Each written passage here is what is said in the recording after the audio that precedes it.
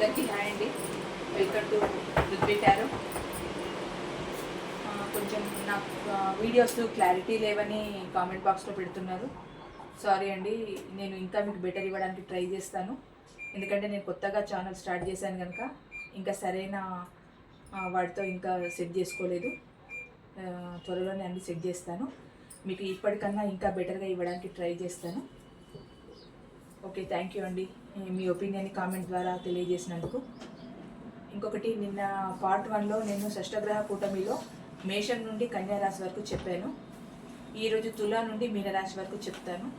అసలు షష్టగ్రహ కూటమిలో ఏ రాశులు వచ్చాయి, ఏ గ్రహాలు వచ్చాయి అని అంటే, ఏ గ్రహాలు ఈ షష్టగ్రహ కూటమికి సంబంధించినవి ఏంటంటే 6 గ్రహాల చేరిక షష్టగ్రహ కూటమి. ఆ 6 గ్రహాలు ఏవి అని అంటే, ఒకటి రవి, చంద్రుడు, బుధుడు, శుక్రుడు, శని, రాహువు. ఈ 6 గ్రహాలు ఒక దగ్గర చేరడం వల్ల షష్టగ్రహ కూటమి ఏర్పడింది. అది మీనరాశిలో ఏర్పడింది. పూర్వభాద్ర నక్షత్రంలోకి చంద్రుడు రావడం వల్ల ఈ షష్టగ్రహ కూటమి అనేది ఏర్పడింది. నిన్న చెప్పుకున్న 6 రాశులతో పాటు ఈరోజు ఇంకొక 6 రాశులు చెప్పుకుందాము. అవి ఒకటి తుల,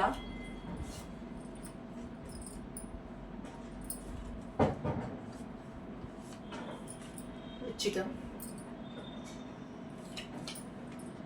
ధనస్సు, మకరం, కుంభం, మీనం.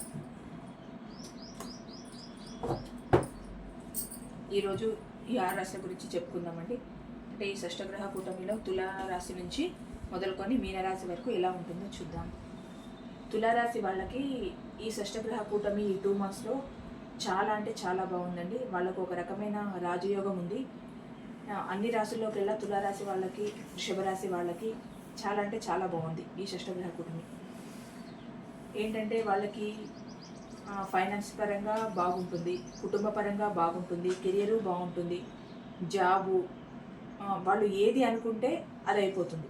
ఒక రకంగా వాళ్ళకి జాబ్ పాటు కొట్టినట్టే రాజయోగం చాలా అంటే చాలా ఉంది. రాజయోగం తులారాశి వాళ్ళకి. వాళ్ళు అనుకున్న ప్రతి పనిలో విజయం సాధిస్తారు. వాళ్లకు అసలు ఎదురే లేదు ఇంకా ఈ 2 monthsలో తులారాశి వాళ్ళకి. ఓవరాల్గా సంవత్సర ఫలితాల గురించి చూడట్లేదు. ఈ షష్టగ్రహ కూటమిలో ఈ 2 monthsలో ఈ గ్రహాల చేరిక వల్ల ఈ రాశి వాళ్ళకి ఎలా ఉంది అనేది చూస్తున్నాను. ఈ 2 నెలలు మాత్రం తులారాశి వాళ్ళకి చాలా అంటే చాలా బాగుంది. వృశ్చిక రాశి వాళ్ళకి మాత్రం అంతగా బాగోలేదండి. వాళ్ళకి బుద్ధి చపలత్వం ఎక్కువ. ఇంకొకటి, తొందరపాటు నిర్ణయాలు తీసుకుంటారు. ఒకరు చెప్పిన మాటను వినరు. ఎంతసేపు వాళ్ళు అనుకున్న దారిలోనే వెళ్తానంటారు కానీ ఇంకొకరి మాట వినే స్థితిలో వీళ్ళు ఉండరు. అంటే ఈ పని చేస్తే కొంచెం ఏమైనా ప్రాబ్లమ్స్ వస్తాయని పక్కన ఫ్రెండ్స్ కానీ, రిలేటివ్స్ కానీ, ఫ్యామిలీ మెంబర్స్ కానీ ఎవరు చెప్పినా కూడా కొంచెం అంతా మైండ్కి ఎక్కించుకోరు. తన దారిలో తను వెళ్తానంటారు. కొంచెం బుద్ధి చపలత్వం ఎక్కువ. ఏంటి అని అంటే, ఈ పని చేయాలా, ఈ క్షణంలో చేస్తాను అనుకుంటారు. మళ్ళీ ఒక అరక్షణానికి సర్లే ఈ పని చేయకపోతే బాగుంటుందిలే, ఎందుకులే, ఒకలాంటి లేజీనెస్ వచ్చేస్తుంది వీళ్ళకి.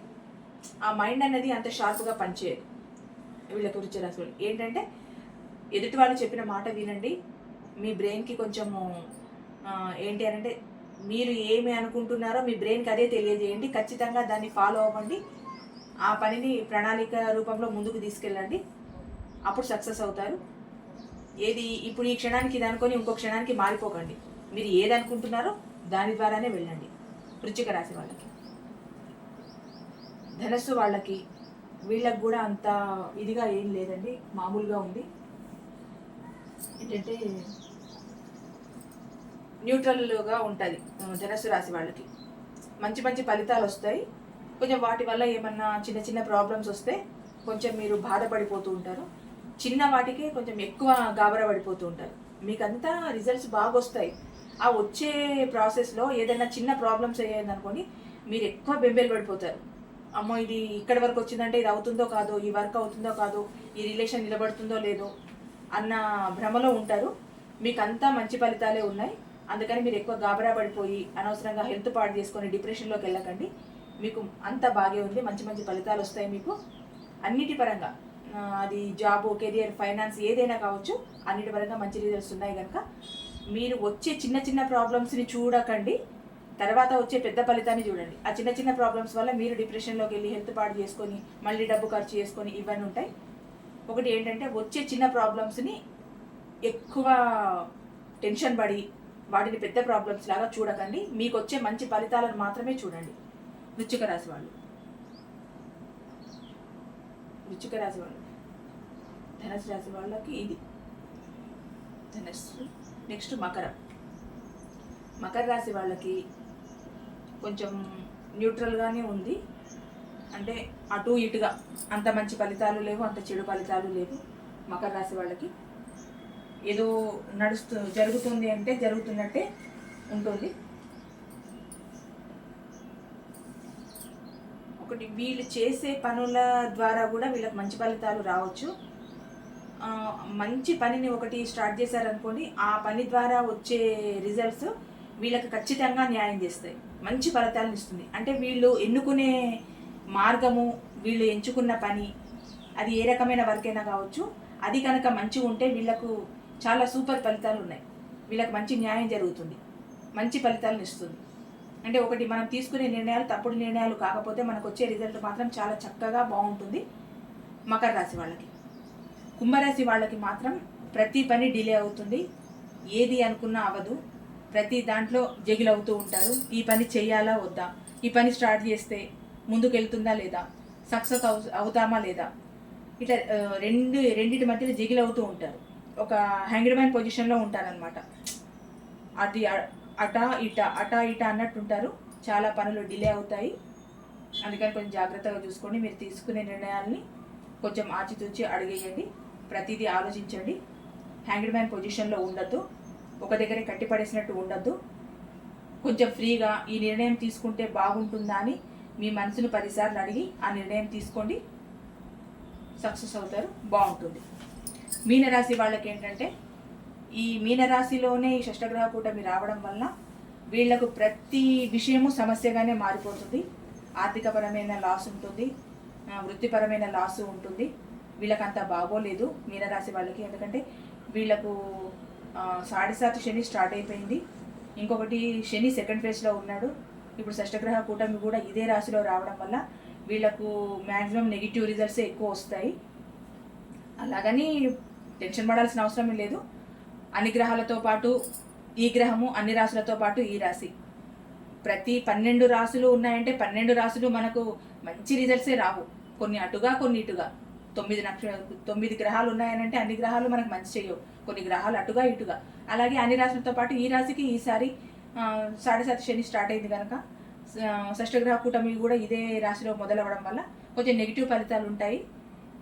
దానికి ఏం లేదు, దైవారాధన మెయిన్, అంతే. ఎంతసేపు దేవుడి ధ్యాసలోనే ఉండి మనం మంచి పనులు చేస్తూ ఉంటే ఏ ప్రాబ్లము రాదు. ఇంకొకటి ఇన్ని రాశులకు చిన్న చిన్నగా కొన్ని మంచిగా ఉన్నాయి, కొన్ని చెడుగా ఉన్నాయి, అటు ఇటుగా ఫలితాలు ఉన్నాయి కనుక మీరు ఏదైనా రెమెడీ చేసుకోవాలనుకుంటే కనుక మెయిన్గా దుర్గా స్తుతి చేసుకోండి. దుర్గా అమ్మవారిని ఎక్కువగా పూజించండి. మంగళవారము, శనివారాలు ఆంజనేయ స్వామి గుడికి వెళ్ళండి. వీళ్ళు వాళ్ళని కాదు, అందరూ వెళ్తేనే మంచిది. మాకు బాగున్నాయి కదా ఈ 2 నెలలు రిజల్ట్స్, మేము ఎందుకు వెళ్ళాలి అనుకోకుండా దేవుడి దగ్గరికి వెళ్తే ఉన్న రిజల్ట్స్కి ఇంకొంచెం మెరుగైన రిజల్ట్స్ రావడానికి ఛాన్స్ ఎక్కువగా ఉంటుంది. అసలు రిజల్ట్సే లేని వాళ్ళకి మంచి రిజల్ట్స్ రావడానికి ఛాన్స్ ఉంటుంది. దేవుడి దగ్గరికి వెళ్తే తప్పేమీ కాదు కదా. అందుకని ప్రతి మంగళవారం, శనివారాలు ఆంజనేయ స్వామి గుడి దగ్గరికి వెళ్ళండి. దుర్గాదేవిని ఎక్కువ పూజించండి. మీరు ఏదైనా మెయిన్ వర్క్ మీద బయటికి వెళ్తున్నాము, ఇది మాకు లైఫ్ టర్నింగ్ ఇస్తుంది అనుకున్న వర్క్ ఏదైనా బయటికి వెళ్ళేటప్పుడు ఖచ్చితంగా శ్రీమాత్రే నమః అని అనుకొని వెళ్ళండి. మీకు అన్ని పనుల్లో విక్టరీ వస్తుంది, మీరు సక్సెస్ అవుతారు. ఇదండి ఈ 12 రాశులు షష్టగ్రహ కూటమిలో ఈ 12 రాశుల గురించి నేను చెప్పాలనుకున్నాను, ఇది చెప్పాను. థ్యాంక్ యూ సో మచ్ అండి.